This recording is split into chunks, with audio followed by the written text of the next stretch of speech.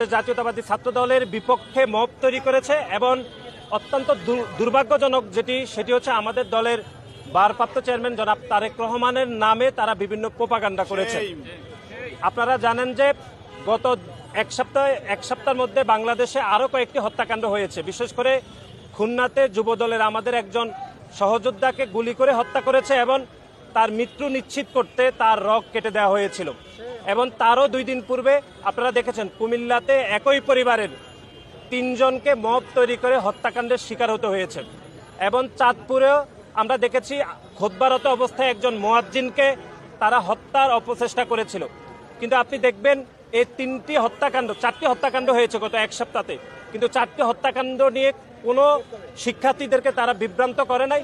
শুধুমাত্র চকবাজারের হত্যাকাণ্ড নিয়ে তারা গোপন তৎপরতার মাধ্যমে গুপ্ত সংগঠন ছাত্র শিবিরের বিভিন্ন বট আইডি থেকে তারা বিভিন্ন প্রোপাগান্ডা করে বাংলাদেশের সাধারণ শিক্ষার্থীদেরকে বিভ্রান্ত করার অপচেষ্টা করছে। গত 1 বছরে কয়েকটি হত্যাকাণ্ড হয়েছে। বিশেষ করে ঢাকা বিশ্ববিদ্যালয়ে মানসিক ভারসাম্যহীন একজন ব্যক্তিকে ঢাকা বিশ্ববিদ্যালয়ের শিক্ষার্থীরা পিটিয়ে হত্যা করেছে।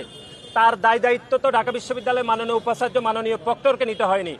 আমরা দেখেছি ঢাকা বিশ্ববিদ্যালয়ের সংলগ্ন এলাকাতে ঢাকা বিশ্ববিদ্যালয়ের মেধাবী শিক্ষার্থী শাহরিয়ার আলম সাম্যকে হত্যা করা হয়েছে।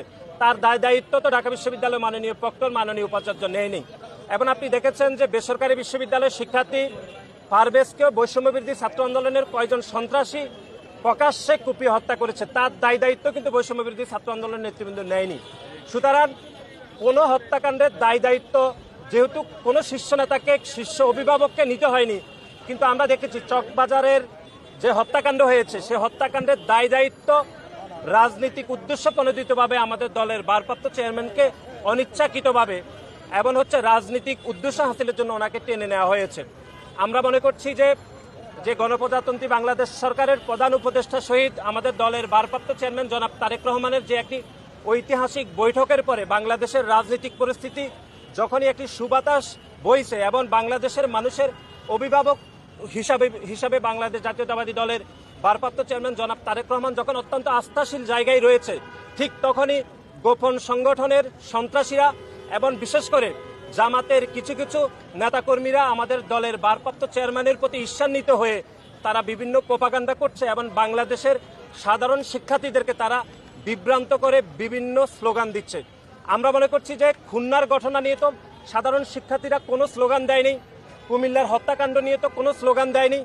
আমরা চাঁদপুরে যেরকম একদম নৃশংস ঘটনা ঘটেছে, ইমামকে কুপিয়ে হত্যার চেষ্টা করা হয়েছিল, সেখানেও তো কথিত সাধারণ শিক্ষার্থীরা কোনো ধরনের স্লোগান দেয়নি। সুতরাং চকবাজারের ঘটনায় স্লোগান দেওয়ার উদ্দেশ্যই হলো রাজনৈতিক উদ্দেশ্য হাসিল এবং এটি গোপন সংগঠনের নেতাকর্মীরা বাংলাদেশের সাধারণ শিক্ষার্থীদেরকে মব তৈরি করে বিভ্রান্ত করার অপচেষ্টা করছে। যারা বিশৃঙ্খলা তৈরি করতে চায় তাদের উদ্দেশ্যে আমরা শান্তিপূর্ণ বিক্ষোভ সমাবেশ থেকে বার্তা দিতে চাই যে বাংলাদেশের সাধারণ শিক্ষার্থীদেরকে কথিত সাধারণ শিক্ষার্থী বলে আপনারা কোনোভাবে বিভ্রান্ত করার অপচেষ্টা করবেন না।